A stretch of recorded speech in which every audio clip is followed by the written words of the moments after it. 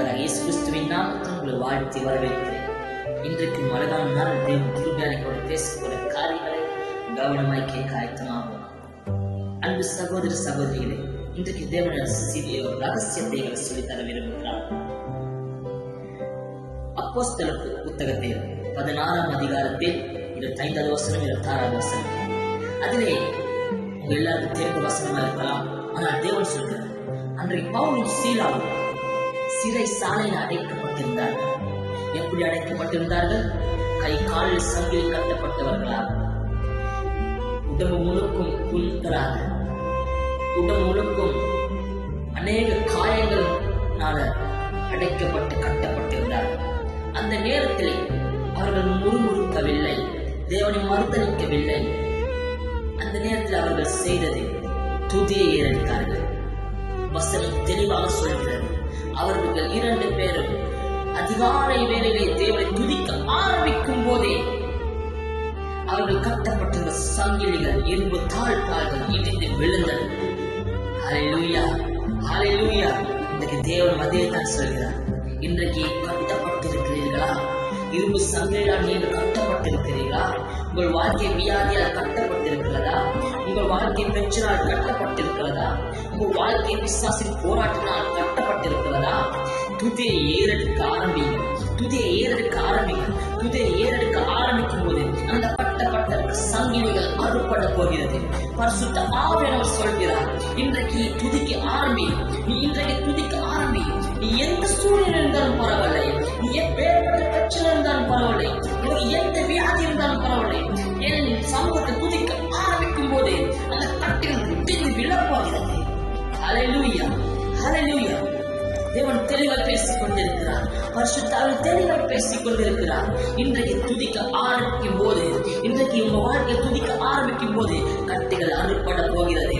இவ்வளவு காலமாய் பிசாசு போராடி கொண்டிருந்தார். இவ்வளவு காலமாய் பிசாசு வியாதிகளை கொண்டு, பிரச்சனையை கொண்டு, தாங்க முடியாத பிரச்சனை உபத்திரங்களை கொண்டு உங்களை போராடி கட்டி வைத்திருந்தார். இன்றைக்கு பிசாசின் கட்டைகள் அறுபட போகிறது. இன்றைக்கு பிசாசின் கட்டைகள் அறுபட போகிறது. எப்படி என்றால் துதியின் மூலமாய் துதி ஏறெடுக்க போகிறீர்கள். இன்றைக்கு நீங்க இருக்க இடத்திலே, நீங்க எந்த இடத்தில் இருந்தாலும், எப்பேற்பட்ட சூழல் இருந்தாலும், இருக்க இடத்திலே உங்க இருதயத்தின் ஆழத்திலிருந்து தேவனை துதிக்க ஆரம்பிங்க. பரிசுத்த ஆவியை உயர்த்த ஆரம்பிங்க. தேவனை மகத்துவங்களை பேச ஆரம்பிங்க. தேவனை மகத்துவங்களை பேச பேச பேச பரிசுத்த பேசுறாங்க உங்க வீட்டுக்குள்ளே, பரிசுத்த பேசுறாங்க உங்களுக்குள்ளே, பரிசுத்த ஆவிய குடும்பத்துக்குள்ளே வந்து கட்டிகளை உடைக்க போகிறார். அன்பு சகோதர சகோதரிகளே, பரிசுத்தான தெளிவை பேசிக் கொண்டிருக்கிறார். துதி ஏறெடுக்கிற இடத்திலே கட்டிகள் உடைய போகிறது. இன்றைக்கு எந்த வீட்டில துதி ஏறெடுக்கிறீங்களோ, எந்த இடத்துல துதி ஏறெடுக்கிறீங்களோ, எந்த தொழில் சாலையில துதி ஏறெடுக்க போகிறீங்களோ, எந்த நேரத்தில் நீங்க துதி ஏறெடுக்க போகிறீங்களோ, அந்த சூழ்நிலை கட்டுகள் தேவன் உடைக்க போகிறார். அந்த சூழ்நிலை கட்டுகள் தேவன் உடைக்க போகிறார். எல்லா அந்த காலத்தின் சங்கிலிகள் அறுபட போகிறது. மாந்திரீக பிலிஸ்தீனிய வல்லமைகள் அறுபட போகிறது. இவ்வளவு காலமாக எழுத முடியாதபடிக்கு இருந்த கட்டுகள் அறுபட போகிறது. ஏனென்றால் இன்றைய முதல் நீங்க துதிக்க ஆரம்பிக்க போகிறீர்கள். பரிசுத்த துதியின் அபிஷேகம் உங்கள் மீது ஊற்ற போகிறார். பரிசுத்த துதியின் அபிஷேகம் உங்கள் மீது ஊற்ற போகிறார். அன்றைக்கு துதிக்கும் போது எதிரிகள் வெட்டுண்டு விழுந்தார்கள். அதே போலவே இன்னைக்கு உங்களுக்கு விரோதமாக எழுப்பியிருக்க எதிரிகள், இன்னைக்கு உங்களுக்கு விரோதமாக இருக்க எல்லா சகல பிசாசின் கோட்டைகள் இடிந்து விழ போகிறது. அன்பு சகோதர சகோதரிகள், அது எல்லாத்துக்கும் ஒரே ஒரு பதில், துதி. தேவனை துதிக்கும் போது, பரிசுத்தான மகத்துவங்களை பேசும் போது, சர்வ வல்லமுள்ள மகத்துவங்களை பேசும் போது தேவ வல்லமை உங்கள் வீட்டுக்குள்ளே இறங்கி எல்லா கட்டைகளும் உடைக்க போகிறது. துதியினாலே நாங்கள் ஜெயிக்க போகிறோம். ஆகிய அன்பு சகோதர சகோதரிகள், துதியினாலே நாங்கள் இன்றைக்கு ஜெயிக்க போகிறோம். துதியினாலே தேவன் எங்களுக்கு ஜெயத்தை தரப்போகிறார். பிசாசின் கட்டைகளை உடைக்க போகிறார். இதை எந்த இடத்திலிருந்து கேட்டுக்கொண்டிருந்தாலும் பரவாயில்லை, எந்த தேசத்திலிருந்து கேட்டுக்கொண்டிருந்தாலும் பரவாயில்லை, நான் நல்லா பேசுகிறது. பரிசுத்த ஆவியின் மூலம் அவங்களோடு பேசிக் கொண்டிருக்கிறார். பரிசுத்த ஆவியின் மூலம் அவங்களோடு பேசிக் கொண்டிருக்கிறார். அன்பு சகோதர சகோதரிகளே, இன்றைக்கு எப்பேற்பட்ட சூழல் நீங்க உட்கார்ந்து இருக்கலாம், எப்பேற்பட்ட சூழலை கடந்து கொண்டிருக்கலாம். ஒரே ஒரு காரியத்தை செய்ய, நீங்க உங்க இருதயத்திலிருந்து துதிக்க ஆரம்பிங்க. இருதயத்திலிருந்து துதிக்க ஆரம்பிங்க.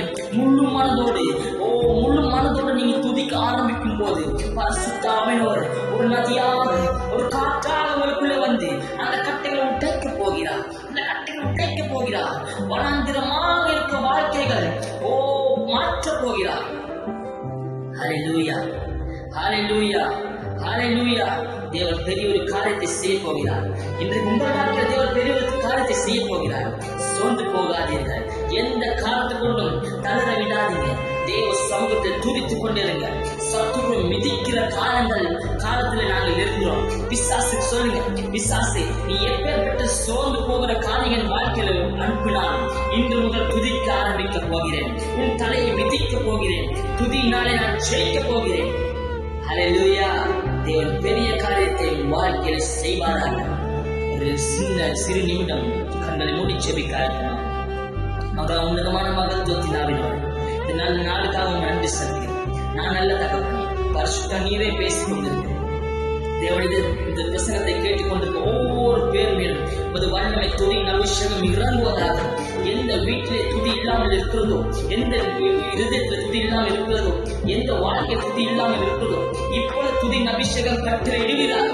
அப்பா, எல்லா கட்டளும் உடைக்கும்படியாக, ஆண்டவரை சங்கிலிகள் முறிக்கும்படியாக அந்த துதியின் வல்லமை இறங்கட்டும்.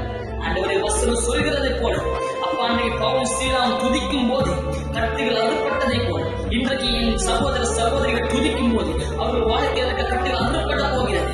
அவர்கள் வாழ்க்கையில் கட்டுகள் அறுப்பட போகிறது. தேவ மகிமை வெளிப்பட போகிறது. சகல கனமோக்கு செலுத்தி என்னை தாழ்த்தி உண்மை உயர்த்தி ஜெபிக்கிற ஜீவனால தகப்பனே. ஆமேன், ஆமேன்.